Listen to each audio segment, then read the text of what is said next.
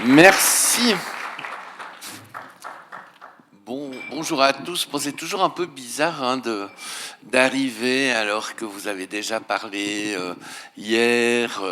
Je voulais venir, mais je suis pas venu. Et puis, donc, je suis un petit peu un étranger parmi vous. On m'a un petit peu tenu au courant. On m'a dit que il y avait un super esprit de convivialité et une sorte d'appel à la convivialité qui se dégageait. J'espère que je vais aussi pouvoir participer à ce mouvement. Ça me fait super plaisir d'être ici en Valais avec vous.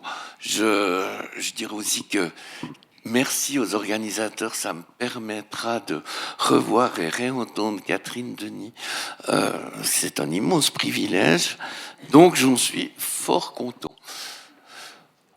Ce que je vais vous proposer, ah ouais, donc, vous voyez, on m'a demandé une photo, et puis par chance, la dernière photo que j'avais datait déjà de quelques années, 4 ans. Parce que je supporte un petit peu mal de vieillir. J'ai eu un coup de blues à mon dernier anniversaire. Vous verrez, c'est un petit lien avec le contenu. Donc, ouais, on va parler un peu de temporalité. Je sais que vous en avez déjà un petit peu parlé hier. Évidemment, on parlera de migration. Mais je regardais ce truc, même si j'aime pas me regarder en peinture, mais parce qu'avant il y avait un superbe dessin là de la journée d'hier et où on parlait de stabilité et de changement. J'ai juste pour introduire envie de dire ok le changement, mais la question quand même dans les faits, c'est quel changement. Et là, effectivement, il y a plusieurs changements possibles. Il y a plusieurs futurs possibles encore que. Alors, j'ai été super attiré. Je commence toujours super lentement mes trucs, histoire de me mettre dans l'ambiance. Euh, Quand on m'a proposé de venir ici, j'ai été super séduit par le titre Le monde dans tous ses états, parce que c'est vrai que le monde est dans tous ses états, et puis ben ça n'arrête pas. C'est même quand même un peu dramatique. Euh, bon, je pense que vous en l'avez déjà évoqué hier, mais c'est pas pour faire sombrer l'espoir, mais je pense que ça vaut la peine de prendre un petit peu la mesure de ces changements. Je vais commencer par parler un petit peu de ma propre histoire. On va inscrire l'histoire de la temporalité, d'une part par rapport à ma propre histoire, d'autre part par rapport à tout ce qui touche la migration et la question de la migration depuis que je travaille dans ce domaine, mais aussi par rapport à nos professions, en tout cas la mienne, et puis par rapport au monde qui nous entoure, tout ça pour essayer de déceler un petit peu une ou deux pistes de compréhension. Donc moi j'ai fait une formation, en fait c'était ma pédopsychiatrie, je l'ai faite à Genève dans un lieu psychanalytique, mais qui était très psychanalytique, mais j'ai obtenu l'autorisation en même temps de faire une formation systémique au centre d'études de la famille à Lausanne. Déjà ça, c'est relativement intéressant, hein, parce que maintenant, aujourd'hui, quand on doit faire une formation, quand on se spécialise, que ce soit comme psychologue, comme psychiatre ou autre, on doit choisir sa voie, puis c'est sa voie. Et puis, les heures de formation faites dans une autre épistémologie, ça compte pour beurre. C'est quand même intéressant. Et puis, après ma formation, je suis parti au Nicaragua. Je précise ça, certains d'entre vous le savent. mais j'y ai travaillé pour la formation de non-professionnels en santé mentale. Et ça a peut-être aussi un peu quelque chose à voir avec hier, c'était que l'idée était de se dire, bon, d'une part, comment faire dans un lieu où il n'y a pas de professionnels de santé mentale dans des régions affectées par les conflits armés, comment faire pour que des personnes affectées par des deuils, des traumatismes et tutti quanti puissent bénéficier d'un accompagnement, et que l'idée avait donc été de former des non-professionnels. Ce que je veux dire aussi là-dedans, c'est que on avait très vite réfléchi à quelque chose de l'ordre de l'horizontalité, c'est-à-dire de ne pas aller dire voilà, vous devez faire ça, mais plutôt de dire comment les personnes concernées des communautés touchées par le conflit pouvaient mettre en valeur leur savoir expérientiel pour construire une théorie sur comment, ou plutôt une pratique, sur comment accompagner d'autres personnes touchées dans les villages, les quartiers, etc.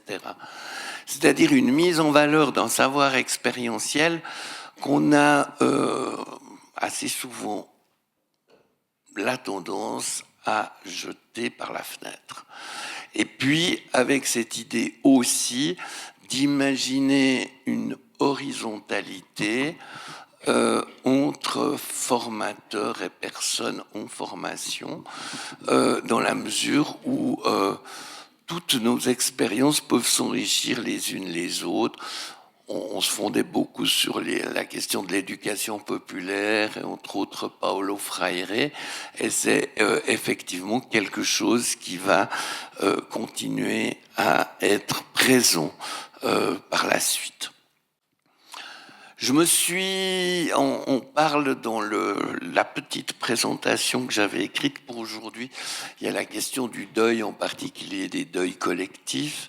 J'y reviendrai après, mais c'est vrai que je me suis rapidement intéressé à la question de la perte et du deuil. Pour des raisons personnelles d'abord, et puis ensuite, parce que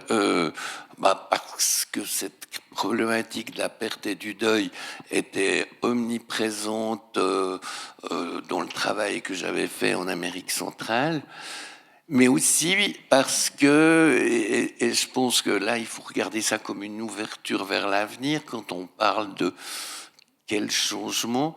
C'est-à-dire que pour moi, le deuil est vraiment à la source de la création, et que si on veut se créer un avenir, il s'agit à quelque part de pouvoir travailler à élaborer nos deuils. Je fais juste une petite parenthèse là autour sur le fait que on a tendance à opposer aujourd'hui dans notre perte et gain, ce qui est complètement stupide, dans la mesure où ça appartient qu'à une logique comptable. Alors les comptables peut-être équilibrent les dépenses et les gains, mais c'est pas du tout l'économie psychique. Et que quand on parle de perte dans nos vies, eh bien ça s'oppose pas aux gains que l'on pourrait faire, mais ça va voir plutôt comment le travail sur la perte peut permettre des issues créatrices qui nous permettent dans ce monde, dans tous ces états, d'imaginer quand même un avenir.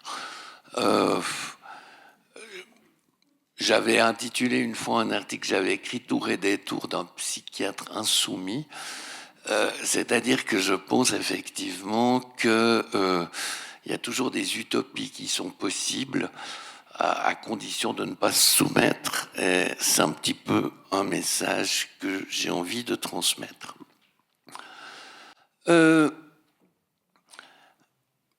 Voilà, évidemment, je vous parle du deuil, mais aussi parce que pendant, non seulement ça a été au cœur de ma pratique, mais au moment où je lisais tous ces textes des auteurs des thérapies familiales et d'approches systémiques, où je m'intéressais beaucoup à toute l'histoire de la complexité d'Edgar Morin, eh bien,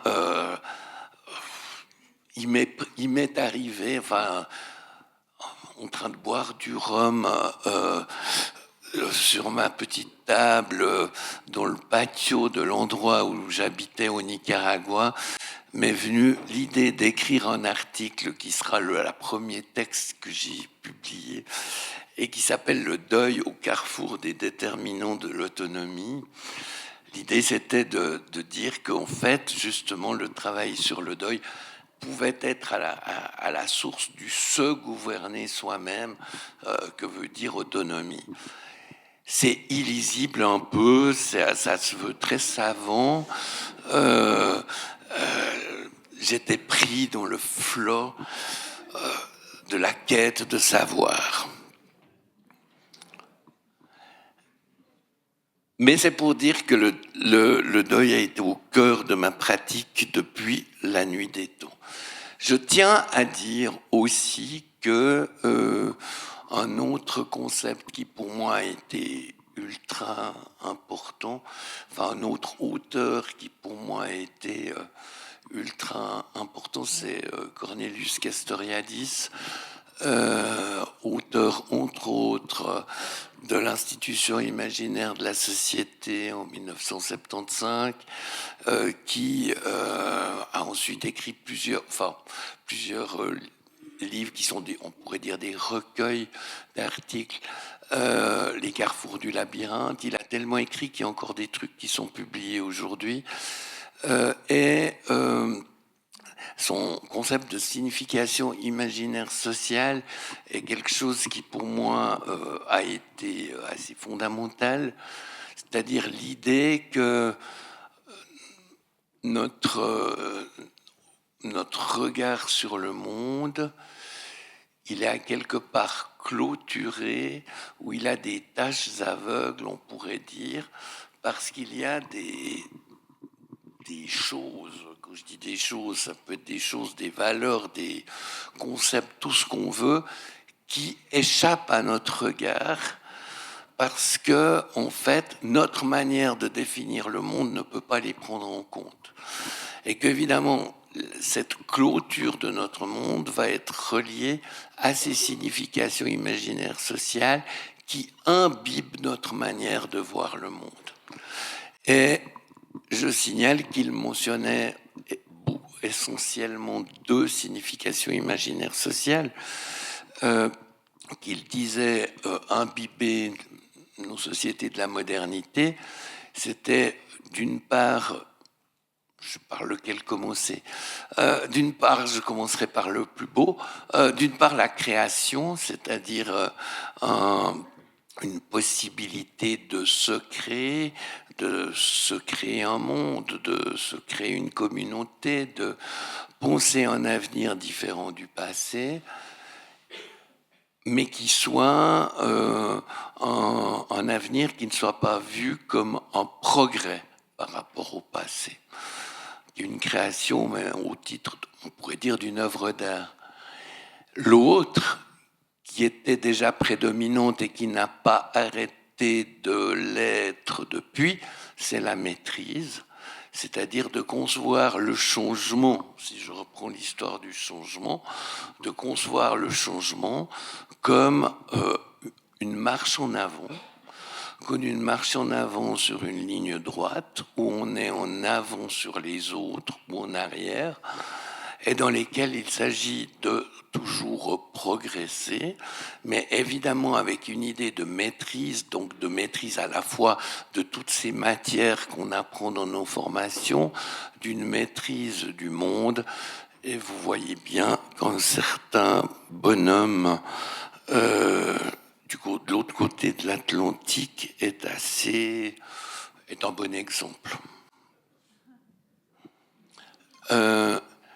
Et donc, une maîtrise assez prédominante, et je reviendrai là-dessus tout à l'heure.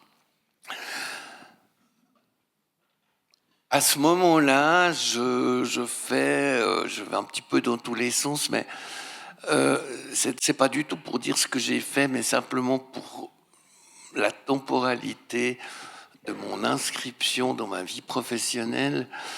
Quand on a créé Appartenance en 1993, donc association lausannoise travaillant avec des personnes migrantes, où je ne travaille plus formellement depuis très longtemps, c'est-à-dire depuis 2001, mais que je rencontre de temps en temps. Il y a une semaine, je donne une formation à des interprètes en formation.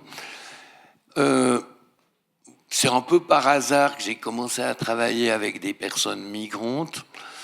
Quand je dis des personnes migrantes, on va dire des personnes exilés en situation de précarité, à la fois dans leur vécu dans leur pays d'origine et dans le pays d'accueil, bien souvent avec des permis précaires.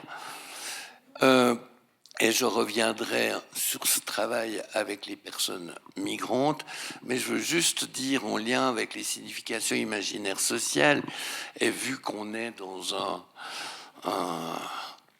un lieu d'intervention systémique, Asvalis, c'est bien ça, hein,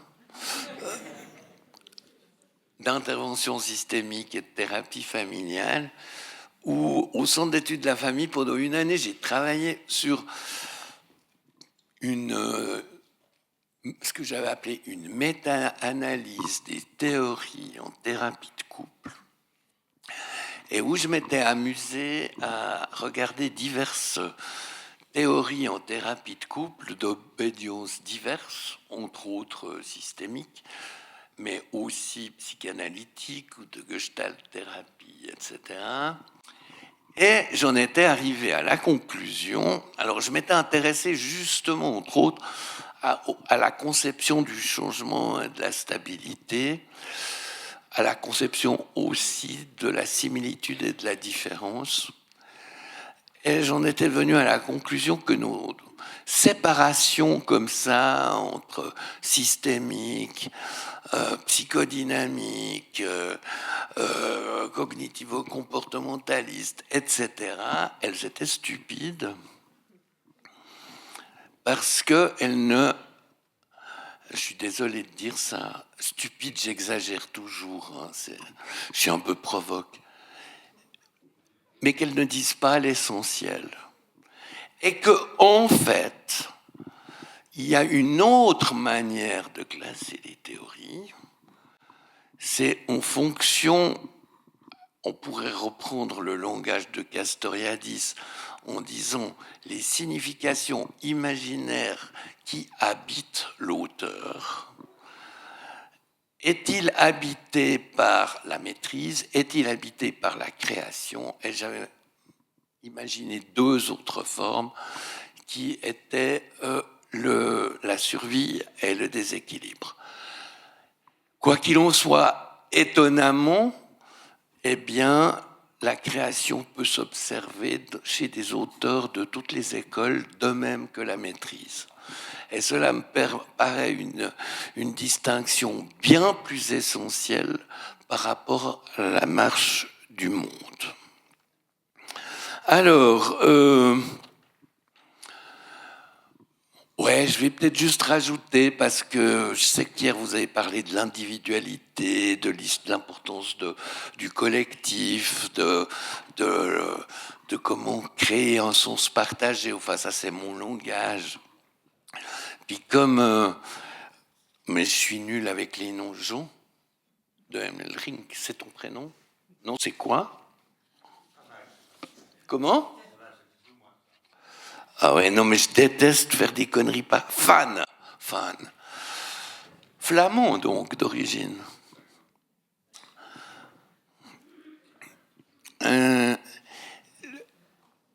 Je pensais à quelque chose. Peut-être que je vais le redire après. Oui, donc il a signalé que j'avais enseigné à l'Université de Lausanne ce cours santé, migration, santé, altérité. Je tiens juste à dire que... et puis comme il a mentionné en plus un de ses livres un des rares livres que j'ai écrit qui s'appelle Un café comme métaphore, qui était publié il y a 2 ans, 1 année et demie, en fait, et qui retrace cette expérience d'enseignement où ce que j'ai essayé de faire, c'est progressivement comment utiliser ce que j'avais appris, particulièrement au Nicaragua, c'est-à-dire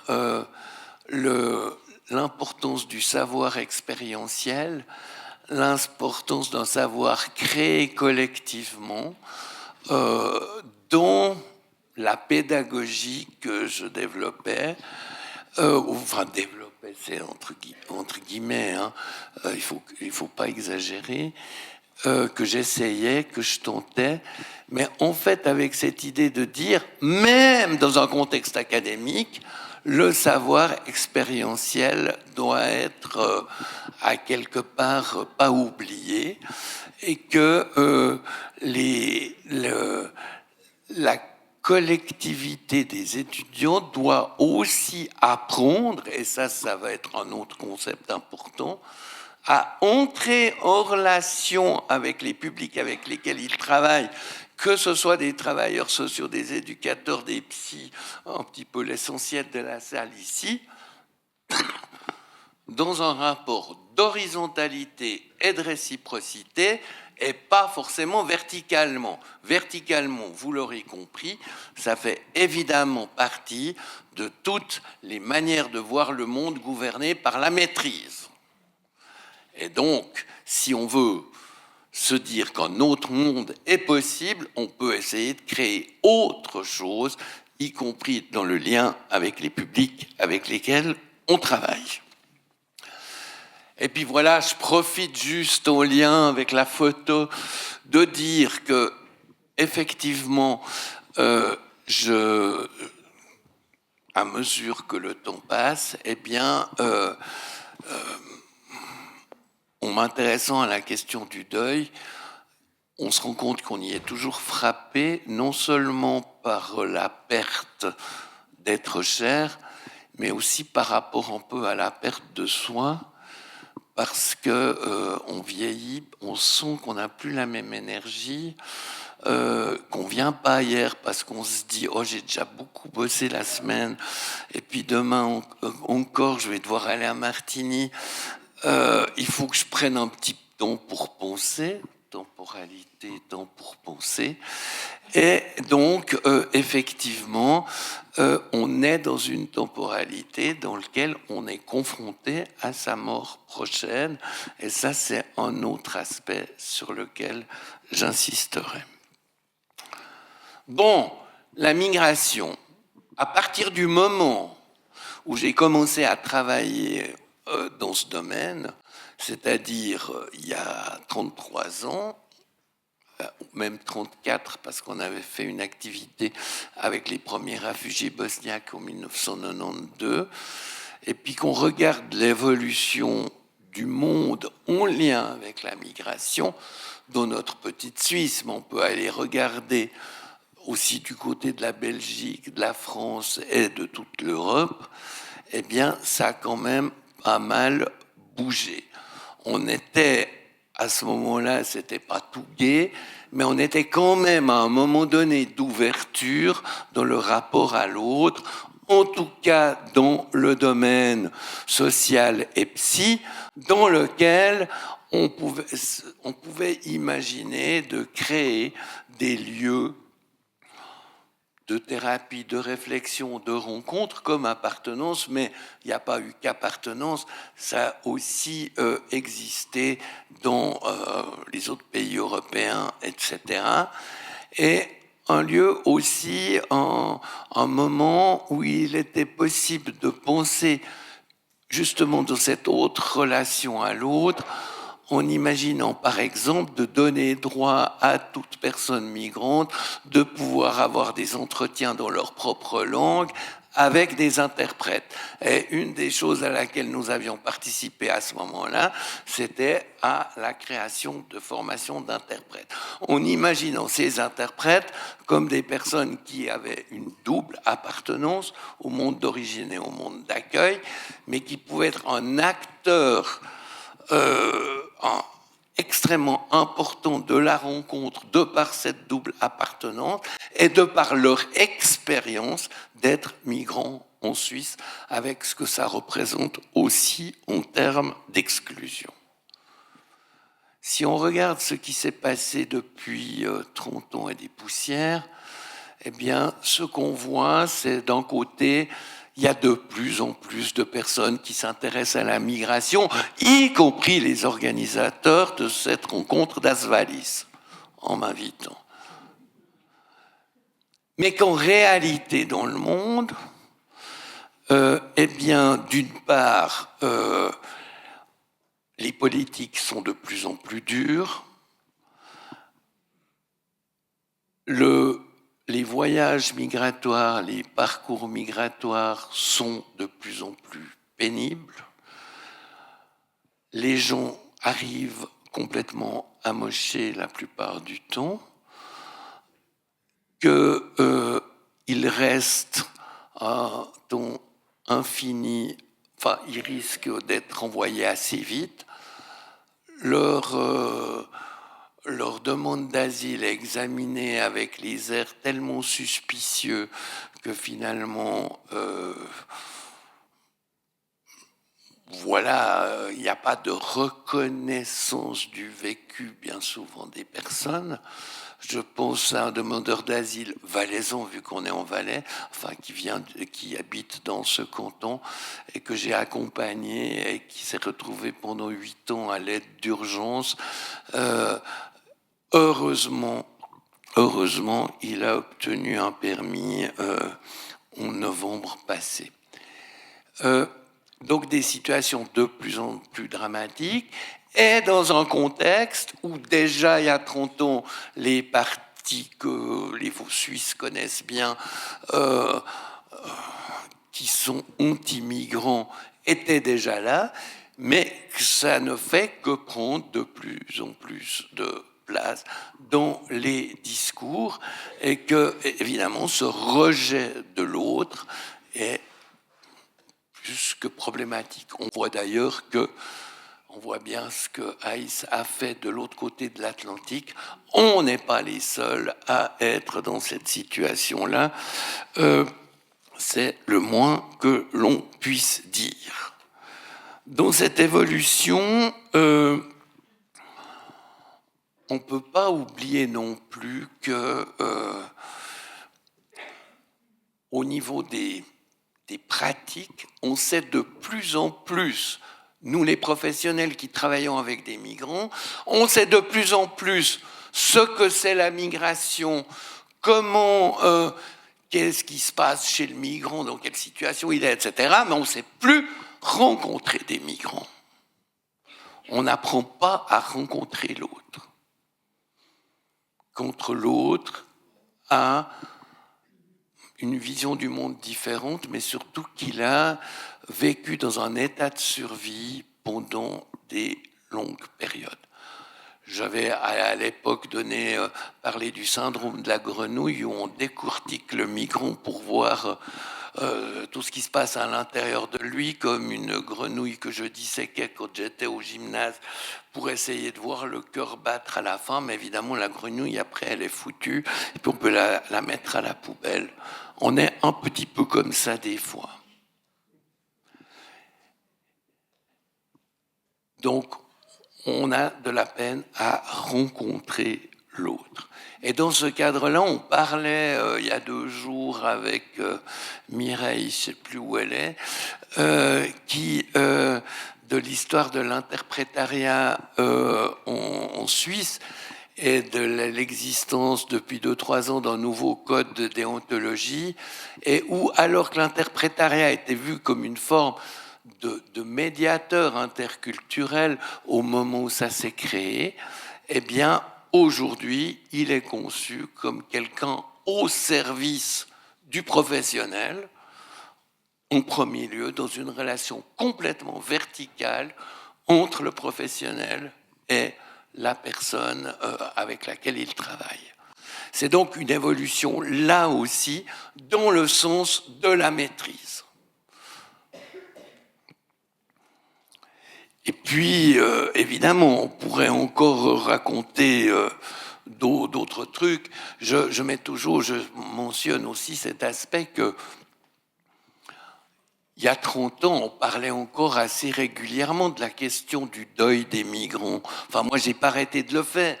Mais depuis 30 ans, le traumatisme a pris le dessus. Et complètement. Et pas seulement le traumatisme des migrants avec lesquels on travaille, mais le traumatisme vicariant des thérapeutes et autres travailleurs sociaux qui travaillent avec les migrants. Nous sommes tous des êtres traumatisés. Non, mais il ne faut pas déconner. On n'a pas tous subi les fractures qu'ont subi les personnes migrantes. Par contre, on a tous été endeuillés. Je reviendrai dessus. Mais pour juste conclure encore un petit peu par rapport à cette question historique, temporalité, je pense que c'est extrêmement important d'inscrire nos pratiques dans l'histoire. Il faut quand même dire que même si le monde, il y a 30 ans, il y a 50 ans, n'était pas d'une gaieté absolue, et que l'histoire de la domination des puissants était toujours là, eh bien, l'hyperconcentration des pouvoirs n'a fait que s'accélérer, que cette hyperconcentration des pouvoirs, eh bien, on la voit, ne serait-ce que ces derniers jours, par rapport à ce qui se passe au Moyen-Orient, que cette hyperconcentration des pouvoirs, on voit très clairement aussi qu'est-ce que ça signifie en Israël, en Palestine, à Gaza. Cette hyperconcentration des pouvoirs, on la voit aussi dans ce que je disais au niveau de la question des questions en fait plus professionnelles, donc pas seulement au niveau de la politique extérieure, mais dans la mesure où je dirais pour moi, l'asymétrie entre professionnels et personnes avec lesquelles on travaille ne cesse à quelque part de se creuser. On voit là-dedans, avec toute l'hyperconnectivité, si je puis dire, via réseaux sociaux, etc., à quelle mesure d'abord on n'a plus le temps de faire un deuil, parce que pour faire élaborer un deuil, il faut du temps. Mais en plus que ça donne plus place à la temporalité d'un lien social véritable, et que donc évidemment ça devient difficile de pouvoir construire un autre monde ensemble, tout simplement parce qu'on n'a pas le temps et parce qu'on n'a pas de frontières. Alors les frontières, elles sont soit complètement hermétiques, ou choisissent tendre à les rendre complètement hermétiques, Frontex, les barbelés aux frontières, etc., soit on fait comme si elles n'existaient pas avec ces messages qu'on envoie puis qui apparaissent partout et il n'y a plus aucune limite. Et que, évidemment, ça aussi, c'est quelque chose qui pose extrêmement question. Et alors, ça va induire, alors évidemment, je n'ai pas mentionné encore, mais évidemment, si on regarde dans cette temporalité, il y a eu le Covid, mais non seulement il y a eu le Covid, mais évidemment, il y a eu toute la réflexion par rapport à la crise climatique, qui est aussi mentionnée dans l'introduction, sauf erreur, de ces journées. Et si on regarde l'histoire du climat, on voit qu'au début, il y a eu des Greta Thunberg et autres qui, qui ont fait que tout à coup se dire on ne peut peut-être pas continuer cette marche en avant, accélérer vers un avenir dans une seule direction. Eh bien, c'est comme si ça avait été complètement oublié et que le déni était en train de nous dissimuler cet avenir qui pourrait être en partie sombre. Et puis la dernière chose que je n'ai pas mentionnée, pour ceux qui travaillent dans le social, même si vous faites un travail absolument admirable, eh bien, la distance entre les personnes, entre guillemets, incluses et les personnes exclues, les personnes qui sont à l'aide sociale, etc., là aussi a tendance à se creuser dans le monde, et on voit bien que le risque est majeur, là aussi, de grandes fractures. Alors, je trouve intéressant dans les réflexions initiales que je ne sais plus, qui sont apparues dans les 2-3 textes que j'ai vus par rapport à aujourd'hui, c'est toute l'idée de on ne peut pas rester replié sur le passé, il faut pouvoir se projeter dans l'avenir. Moi, j'aurais tendance à dire, personnellement, que aujourd'hui, le problème, c'est que tout le monde a... Enfin, le problème, c'est que c'est le lien entre le passé, le présent et l'avenir qui s'est brisé, qui s'est fracassé. On n'arrive plus à faire de lien entre ce qui était hier et ce que pourrait être demain. Et dans cette absence de pouvoir faire un lien, on est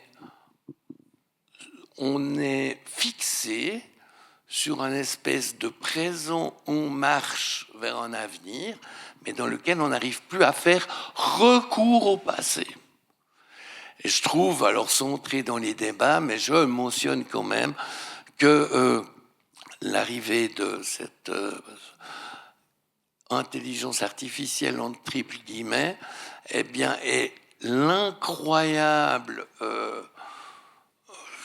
engouement pour ces outils qui m'a sidéré, fait partie de cette espèce de marche vers un avenir où on peut maîtriser chaque fois davantage, mais même sans réfléchir, en silence. Voilà. Bon, j'ai pris un peu beaucoup de temps pour faire un tableau, mais un tableau qui, évidemment, est pour moi extrêmement problématique. Alors, quand on parle de migrants, juste 2-3 trucs. Je parlerai d'abord des migrants au sens propre. On a quand même tendance, oui, au sens propre. Pourquoi au sens propre? Parce que, comme vous l'avez vu, et l'autre livre qu'a mentionné Jean van Helmering, c'était la migration comme métaphore, on voit bien, avec cette évolution dans le temps, c'est que même sans bouger, on migre. Même sans bouger, on change de monde. On change d'un monde imbibé par une autre manière de voir le monde. Et à certains moments, on peut être complètement désarçonné. Et à certains moments, ça implique des pertes, ça implique des deuils. Et moi qui n'arrive pas à foncer en avant, qui reste comme un bon vieux accroché à ses certitudes passées, eh bien, je n'ai jamais de PowerPoint, j'ai toujours mon vieux Nokia, j'ai encore jamais touché à l'intelligence artificielle, c'est faux. J'ai traduit un texte. Mais ce que je veux dire, c'est que, évidemment, je suis convaincu que le lien social a été, ses nuances, ses teintes ont complètement été changées, transformées par notre informatisation. Alors, si on parle de migrants au sens propre, il y a quand même une tendance, toujours, c'est de séparer d'un côté les migrants et les autochtones. Il y a nous et les autres. Mais il y a toujours nous et les autres. Il y a les inclus et les exclus. Les Suisses et les étrangers, les Vaudois et les Valaisans. C'est vrai que ça n'a rien à voir. Non, je déconne.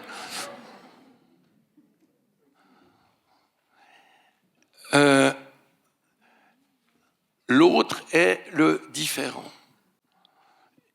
J'essaye de dire toujours, c'est que, en réalité, un autre ne peut être autre, c'est-à-dire que si on veut penser la différence de soi et de l'autre, on doit d'abord voir en quoi on est semblable.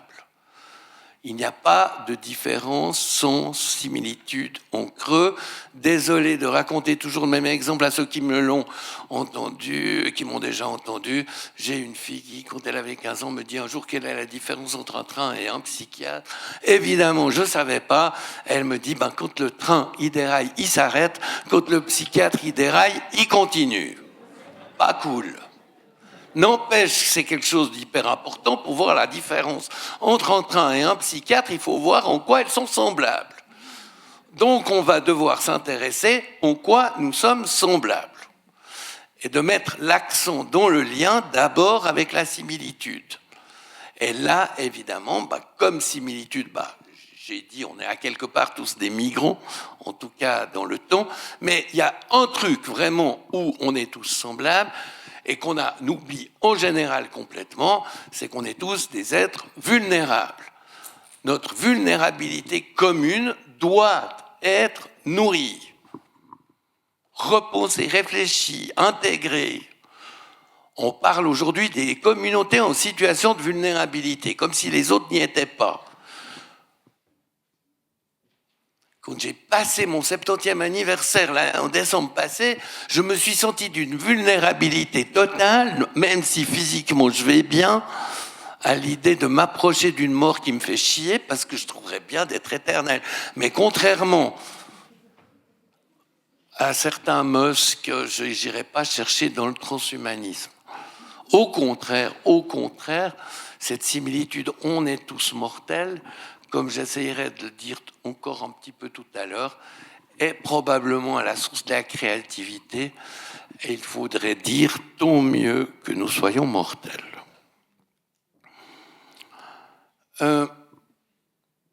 Donc, similitude, nous sommes tous vulnérables. On l'oublie. Les thérapeutes, les systémiciens, les travailleurs sociaux, on devrait en tout cas pas l'oublier. Sinon, c'est du déni. Et le déni fait partie d'un processus de deuil qui s'arrête en route. Parce que c'est une autre similitude. On vit tous des pertes. Et donc, on vit tous des deuils. J'y reviendrai dans 2 minutes.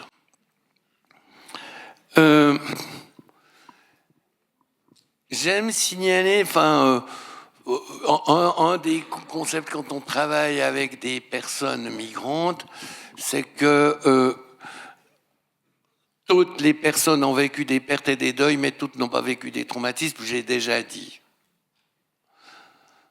Mais ce qui est hyper intéressant, et ce que j'ai vu aussi, c'est qu'en travaillant sur la perte, on permet de trouver des issues créatrices, favoriser une intégration créatrice à la société d'accueil, tandis qu'on s'en sort on peut s'en sortir d'un traumatisme, mais il n'y a pas d'issue créatrice, à mon sens.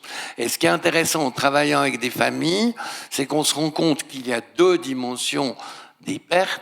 Il y a les pertes individuelles et les pertes collectives.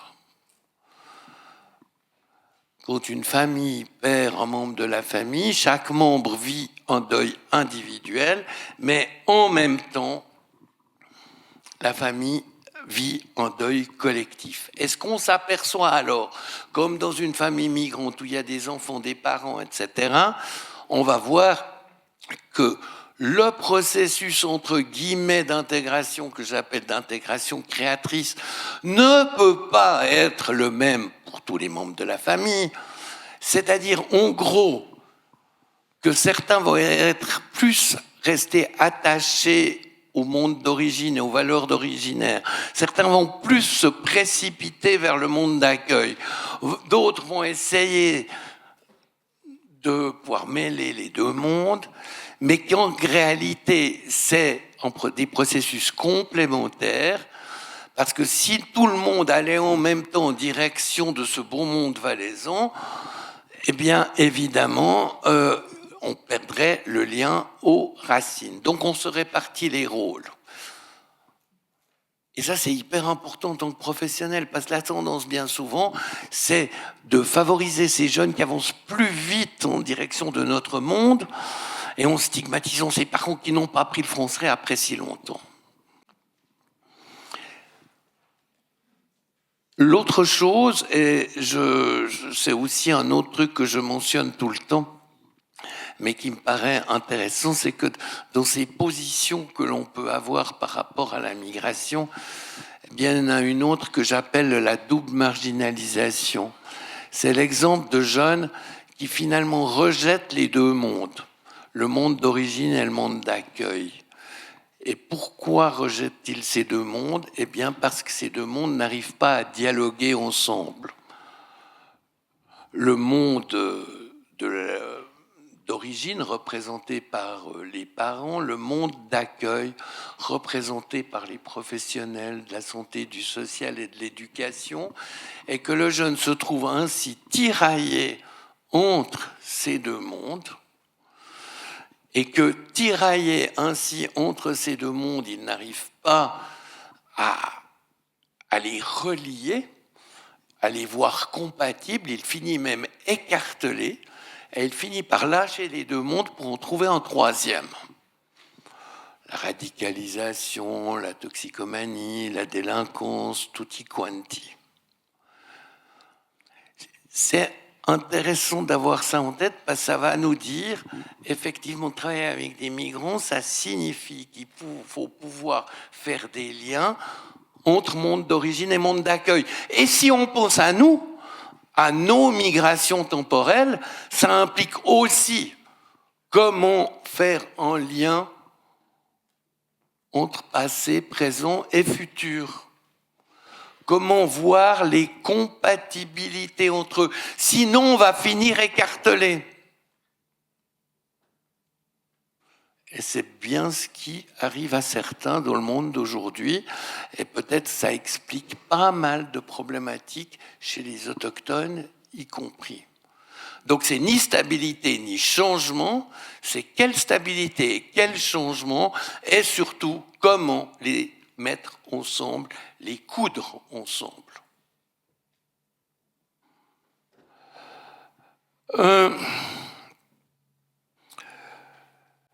Évidemment, le risque, et ça c'est un autre truc qui est intéressant, c'est quand on travaille avec une famille migrante, si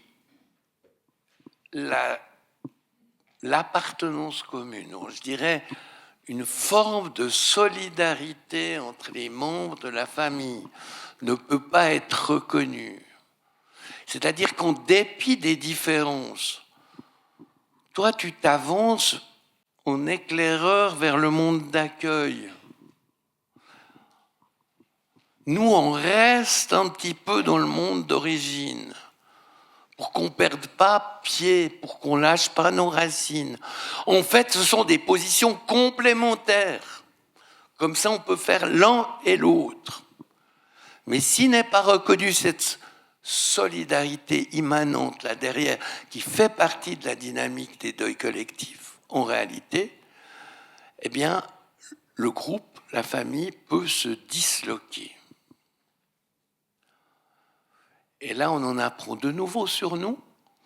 Si nous n'arrivons pas à cultiver une forme de solidarité, d'appartenance commune en ceux qui restent dans le passé, qui aimeraient revenir ailleurs, et ceux qui plongent tête baissée vers demain, eh bien, notre société tend à se disloquer. Et quand on voit que les mécanismes de solidarité sociale s'effondrent, on se dit que c'est bien ceci qui est en train de se passer. Ok.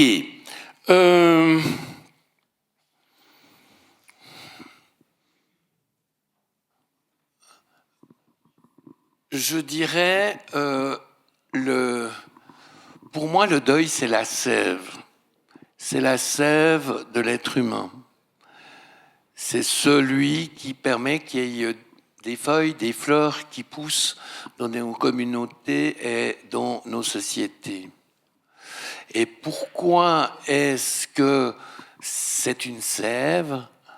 D'une part, ce qu'on peut voir quand même dans l'histoire de l'humanité, c'est qu'un moment essentiel dans l'histoire d'Homo sapiens et qui a été certainement décisif dans la création des cultures, c'est les sépultures.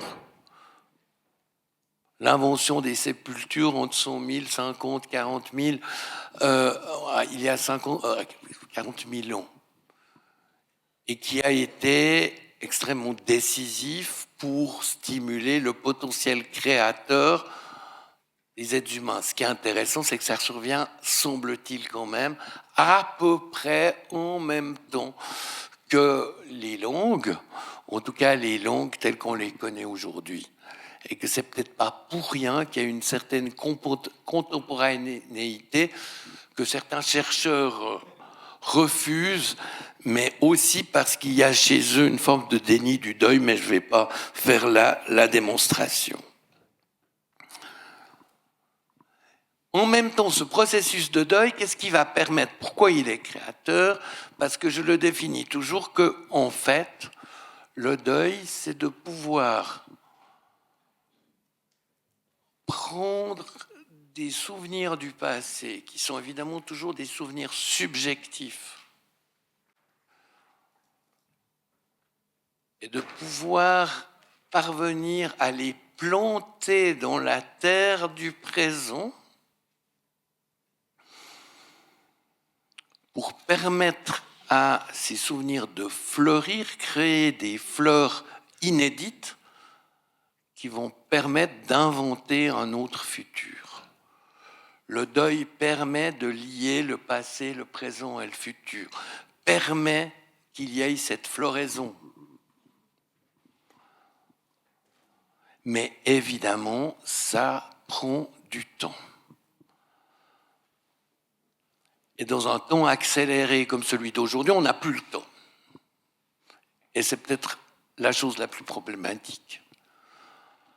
Donc, le problème, c'est qu'évidemment, pour arriver à pouvoir planter ce souvenir du passé dans la terre du présent, il faut d'abord imaginer que le souvenir de ce qu'on a perdu soit en plein, soit quelque chose qui nous nourrit, soit quelque chose qui peut même exalter notre créativité. Alors qu'au début, quand on perd quelque chose, eh bien, on voit le vide.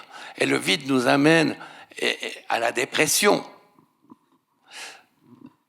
Et qu'évidemment, quand on est dans une situation dépressive, ça met encore du temps pour créer. Mais c'est pas grave de déprimer, bon Dieu. C'est même une étape nécessaire pour devenir créateur dans cette idée de processus de deuil. Aujourd'hui, on a tendance aussi à vouloir éteindre souffrance, douleur, deuil, tristesse. Le rôle d'un psy, pour moi, c'est pas faire que les gens ne souffrent pas. Quand on voit le parcours des migrants que je rencontre, heureusement qu'ils souffrent. Sinon, ça ne serait pas des humains. Mais pour arriver à cette situation de pouvoir déprimer, vous le savez aussi probablement tous par votre expérience, réveillons nos savoirs expérientiels à tous, qu'après une perte, on passe par une période de déni. Comme moi quand j'envoie cette photo. On fait comme si le monde était resté le même que celui qu'on avait connu. Comme si on n'avait pas perdu l'autre, qu'on ne s'était pas perdu soi-même, qu'on n'avait pas perdu au cours de ces 40 dernières années une certaine manière de voir le monde, le sens qu'on a donné au monde. Et on est dans le déni. Ça nous permet d'amortir le choc. C'est normal. Le problème, c'est que ce déni peut perdurer. Et c'est ce déni qui est à la source de la maîtrise, qui est à la source de cette signification imaginaire, où je l'appelle personnellement valeur avec un V majuscule, où on pourrait dire de métavaleur, métavaleur en termes de maîtrise. Parce que, évidemment, quand on a une perte, on doit recréer la photo de famille pour faire comme si le mort n'était pas mort. On doit se recréer soi-même en amenant une photo du passé. On doit faire comme si, effectivement, on vivait pas ce qu'on vit en 2026. Avec la maîtrise, et c'est là que c'est quelque chose d'hyper intéressant, c'est qu'en fait, la tendance à la maîtrise, elle est fondée sur des deuils qui s'interrompent et se perpétuent à la phase du déni. Et on voit qu'il y a des champions dans le monde aujourd'hui, entre les fans du transhumanisme, entre les dictateurs et dictateurs en herbe qu'on retrouve un peu partout, avec cette idée, on doit... J'ose pas le dire, j'ai peur de le dire, ici à Martigny et en Valais. Mais si on regarde ce qui s'est passé à Montana, évidemment, ce sont des pertes dramatiques. Évidemment, ce sont des deuils. Mais d'abord, juste en passant, le deuil collectif, ça n'a rien à voir avec les morts. Parce qu'en fait, au départ, ce sont des deuils individuels ou familiaux, des familles de ceux qui sont décédés. S'il y a un deuil collectif là derrière, c'est le deuil le deuil du fait de croire que ce genre de truc ne peut pas se passer chez nous. De croire que notre maîtrise de toutes les imperfections vont nous permettre d'empêcher toute catastrophe et que Matmark, c'est fini. Ben non, il y en aura toujours des catastrophes. Alors je ne dis pas qu'il n'y a pas de coupable dans ce qui s'est passé. N'empêche que coupable ou pas, il n'empêche qu'il s'agit d'admettre qu'une maîtrise totale n'est jamais possible. Il n'y a qu'à voir, il y a même des soldats américains qui meurent au Proche-Orient. Et donc notre société, comment elle peut faire le deuil de la maîtrise? Donc, comment nous pouvons faire, dans notre position, quand on rencontre des publics, que ce soit des personnes dans l'addiction, que ce soit des personnes migrantes, que ce soit d'autres personnes, de pouvoir se dire, quand on a une tendance à la maîtrise, derrière, il y a probablement un déni. Je ne supporte pas cette impuissance de travailler avec des gens qui risquent d'être envoyés demain. Faire le deuil de ce pourquoi j'avais choisi ce métier. Et donc de pouvoir reconnaître les limites, reconnaître nos pertes, reconnaître notre frontière totale, reconnaître, entre autres, que notre vie a une mort à la fin et elle est parsemée de petites morts. Vous allez me dire que je ne suis pas gay. Mais je ne suis pas gay, c'est pas vrai. Parce que l'idée, c'est qu'en prenant conscience de ça, ça permet là-dessus de trouver une issue créatrice à ces deuils et de créer un autre monde. Et cet autre monde, à quoi il pourrait ressembler? Alors, je mentionne toujours, je vois l'aiguille qui file. Je ne suis pas bon avec la temporalité, parce que j'adore tellement la temporalité ultra longue. Donc, il y a deux concepts clés pour moi dans ce que je fais. C'est un, le deuil, et deux, c'est la reconnaissance. La reconnaissance, je ne peux qu'en parler 2 minutes. Mais je veux dire, ça signifie qu'il s'agit de pouvoir dans le travail établir, reconnaître les similitudes fondamentales que l'on partage avec l'autre, notre vis-à-vis avec l'autre, avant de cibler la différence. Il s'agit de pouvoir reconnaître aussi, au-delà de ces similitudes, la valeur de notre savoir expérientiel et donc du savoir expérientiel de notre vis-à-vis. il s'agit aussi de pouvoir, en tant que reconnaissance mutuelle, de se créer un sens partagé, entre autres avec les personnes avec lesquelles on travaille, mais aussi dans toutes les communautés dans lesquelles on est. Et comment on peut se créer un sens partagé ? En donnant et en recevant, en pouvant dire et pouvant recevoir, en écoutant le sens que l'autre donne à son monde, mais en pouvant dire aussi le nôtre. Et cette réciprocité, eh bien, elle permet une forme d'horizontalité dans le lien, d'une part, et pour ceux qui m'ont déjà entendu ou comme ça, vous savez que j'utilise ce concept de parole précieuse, c'est l'idée que les professionnels doivent aussi parler d'eux, de leurs valeurs, de ce qui anime leur action, en face des personnes avec lesquelles elles travaillent, c'est seulement en se découvrant qu'un monde partagé va pouvoir se créer. Mais cela vaut évidemment pour notre vie professionnelle, mais cela vaut aussi pour nos vies privées. Et évidemment, derrière tout ça, eh bien, c'est la reconnaissance d'une solidarité, même si certains vont vers le changement, d'autres veulent revenir sur un repli identitaire. Il y a besoin des deux. Nos divergences doivent d'abord être repensées en ce qui les rassemble.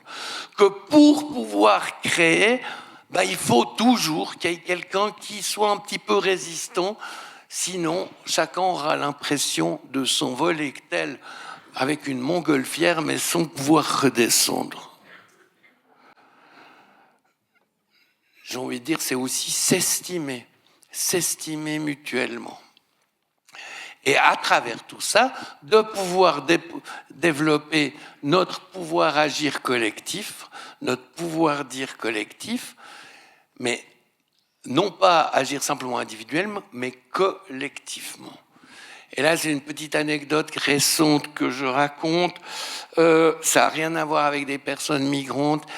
Il s'avère que des travailleuses sociales du canton du Jura m'avaient demandé, ça fait 30 ans qu'on bosse avec des personnes au RI, à l'aide sociale, on doit toujours leur faire des programmes d'insertion. En fait, ça ne marche pas. Est-ce qu'on pourrait essayer d'imaginer autre chose ? Puis je dis, je veux bien imaginer avec vous. Alors, on imagine de faire un atelier identique aux travailleuses sociales qui travaillent avec et à une quinzaine de personnes au RI. Et donc des chroniques de l'aide sociale. Alors, des professionnels chroniques qui travaillaient là depuis longtemps et des chroniques de l'aide, mais en fait, ils étaient tous des chroniques de l'aide sociale. Et l'idée, c'était de faire le même séminaire en développant, par exemple, ces outils théoriques sur le deuil et la reconnaissance. La reconnaissance, là, je ne l'ai pas fait. Et puis ensuite, de partir de leur propre expérience, des échos entre tout ça. Il y a eu quelque chose d'absolument magique avec le groupe de ces chroniques de l'aide sociale. Elles étaient arrivées le premier jour complètement dépenaillées, complètement mal. Je me disais, elles allaient partir avant 10 heures. En fait, la plupart est restée toute la journée, est revenue un deuxième jour. Et à peine quelques mois plus tard, crée une association du nom de A par être, donc A par P-A-R-T, apostrophe être, et réussit 6 mois après, à la Saint-Martin passée du canton du Jura, de recevoir un prix de 10 000 francs de la part des Jurassiens de l'extérieur à laquelle j'ai participé à cette remise de prix. C'était assez drôle parce qu'on a été reçus par le Conseil d'État incorporé du canton du Jura et on a mangé le boudin ensemble, enfin sauf moi, parce que j'ai trouvé dégueulasse. Mais oui, c'est bien l'altérité, mais on a le droit de ne pas aimer des trucs. On est tous humains. Et imaginent aujourd'hui un certain nombre d'actions auprès de leur père et auprès aussi de la communauté jurassienne. Je veux dire, on peut faire, si on part sur le fait que l'autre est aussi intelligent que nous, sur son savoir expérientiel, et puis on revitalise le nôtre, on cherche à mettre en valeur un pouvoir agir collectif et une appartenance commune, c'est pas très compliqué de changer un peu le monde. Donc,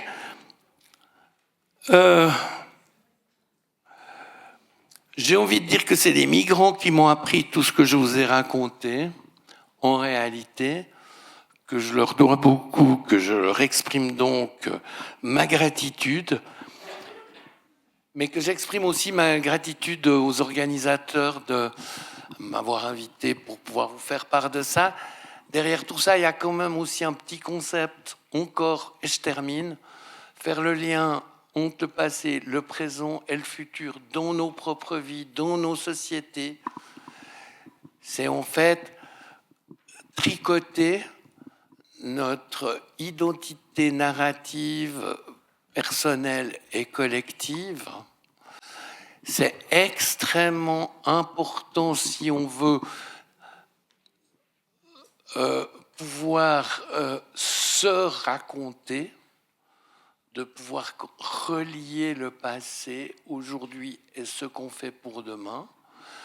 Et donc, le travail, c'est pour cela qu'aujourd'hui, j'ai commencé par un petit récit historique de moi-même, du travail avec les migrants, etc. Merci beaucoup.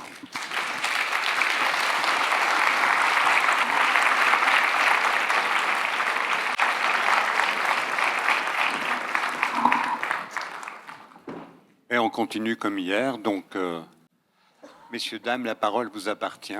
Qu'est-ce que vous auriez comme commentaires, remarques ou questions à poser à Monsieur Métro, à cet exposé passionnel?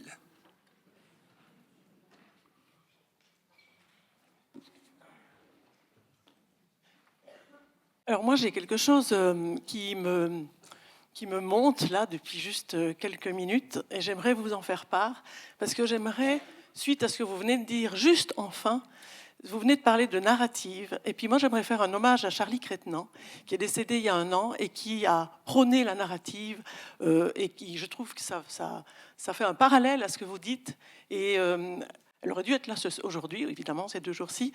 Et puis, vraiment, je fais appel à elle, ou à Yael aussi, parce que ça raconte aussi tout ce qu'elle a fait dans son travail, qui ressemble tout à fait à ce que vous dites par rapport au lien, et à se raconter avant toute thérapie.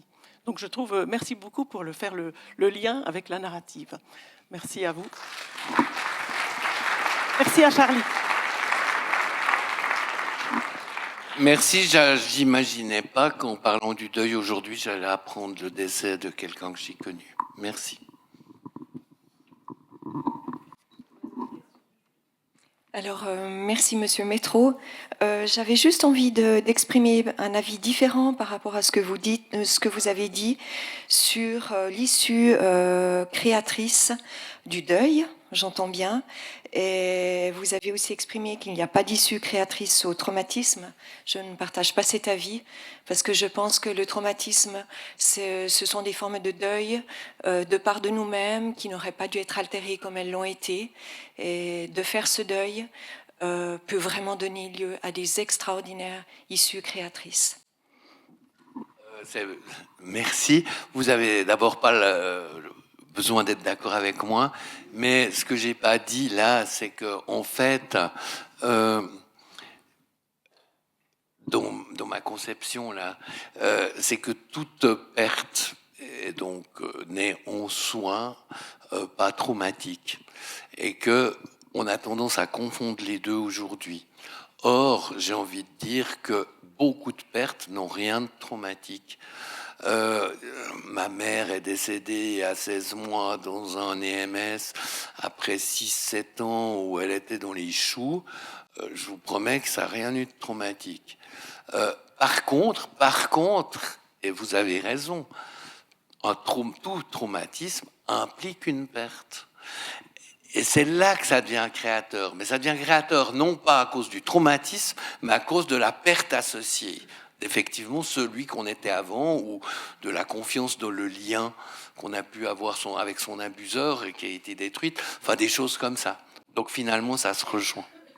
Merci beaucoup. Puis j'avais encore une deuxième petite chose que je voulais juste dire. Quand vous parlez, vous avez parlé donc de la migration. Moi, j'ai travaillé des années dans ce domaine. Et je trouve qu'à un moment donné, on peut vraiment se rejoindre au-delà de ces formes d'opposition. Ça rejoint ce qu'a dit Monsieur Vincent hier par rapport au terrorisme, entre des victimes du terrorisme et des personnes qui ont été auteurs de ces actes, et qu'à un moment donné, ils ont pu se rejoindre. Et je me rappelle avoir eu en audition une femme qui parlait badini, et il n'y avait que des hommes dans cette audition à part moi et cette femme. Et à un moment donné, elle est partie en crise d'hyperventilation parce qu'il y avait juste trop de souffrance, trop de douleur. Et j'ai dû prendre le lead de ce moment parce qu'il fallait faire avec ce qui était là. Et puis, je me suis agenouillée vers cette femme. Je l'ai enlacée, puis je lui ai parlé en anglais parce que badini, je connais pas. Puis je lui ai parlé. Ça a été juste extraordinaire, à quel point elle a pu s'apaiser, redescendre, et voilà. Et je pense qu'il y a vraiment ces lieux, ça rejoint ce que disait Monsieur Vincent hier, de nouveau, je sais plus son nom de famille, sur le fait, à un moment donné, on peut creuser suffisamment profondément pour retrouver ces lieux de partage que vous avez aussi évoqués, des lieux de partage qui peuvent faire qu'on peut se rejoindre, quelles que soient nos origines, qu'elles soient des origines de couleur de peau, de culture, ou des origines de vie, d'expérience, de situation, etc., etc. Voilà, quoi, je trouve qu'il y a toujours un espoir. Moi, j'en ai un aussi, hein, et sinon je ferais pas ça, mais je trouve admirable ce que vous avez fait là. Je trouve aussi ce serait intéressant, c'est que vous avez parlé.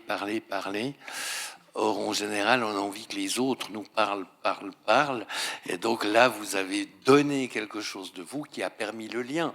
Et ça peut se faire n'importe où.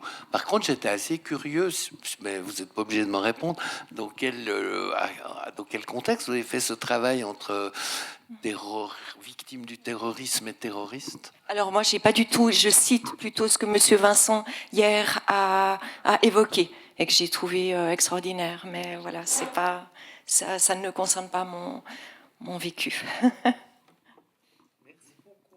Merci. Vincent de Goléjac. Il y a une question au fond de la salle.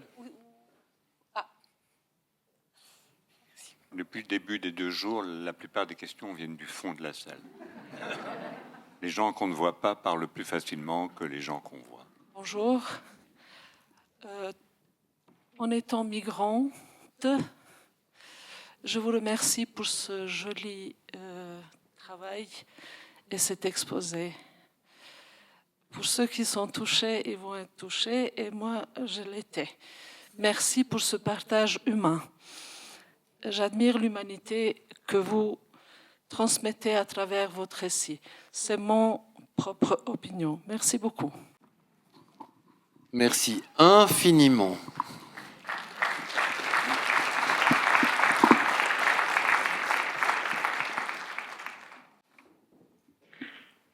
Je me permets peut-être d'intervenir. Alors moi, je ne suis pas une migrante, mais j'ai été très très touchée par votre exposé, notamment sur cette question de la similarité dans la fragilité qu'on a, dans le fond. De dire qu'on se retrouve vis-à-vis de l'autre dans ce qu'on est soi-même vulnérable. Et je me faisais la réflexion que peut-être dans ce rejet qu'on peut vivre en tant que migrant, peut-être qu'on est rejeté parce que justement on renvoie l'autre à une vulnérabilité possible.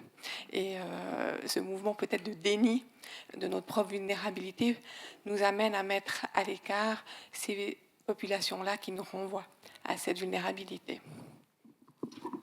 Vous avez tout à fait raison. C'est pour ça que moi je pense que ce qu'il faudrait apprendre dans nos formations, c'est d'abord à reconnaître notre vulnérabilité. Nos vulnérabilités.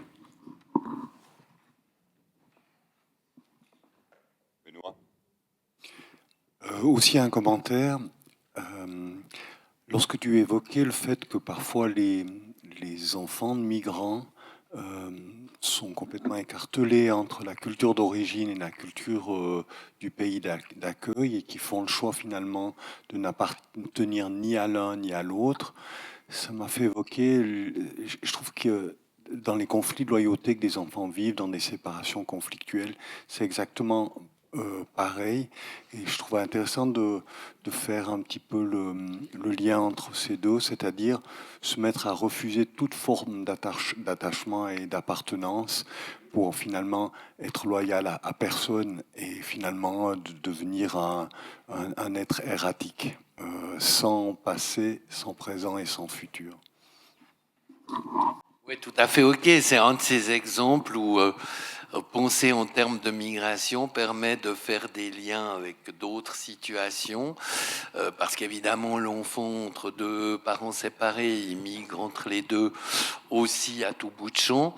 Et puis, un lien avec la personne précédente. Vous définissez comme non migrante. Alors bon, je pense que vous l'êtes un peu d'une façon ou d'une autre. Hein. Je suis sûr que... Alors, si vous demandez à mes parents, je suis clairement une migrante, parce que je suis née en Valais, mais j'habite dans le canton de Vaud maintenant. Et si vous étiez né dans le Val d'Anivier et que vous habitiez Martigny, vous seriez aussi migrante.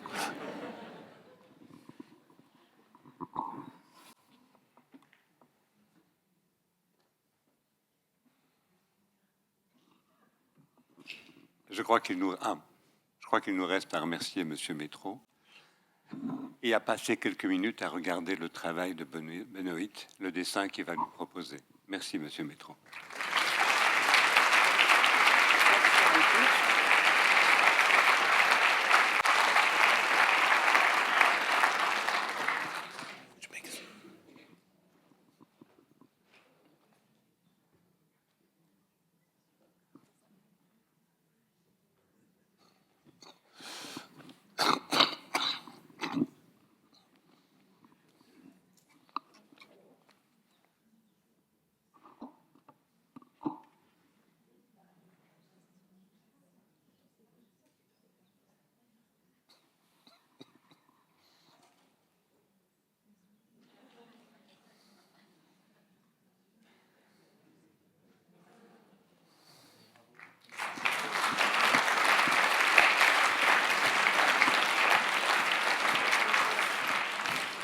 J'avais pas encore imaginé de mettre un crâne sur mon bureau, mais je vais y penser.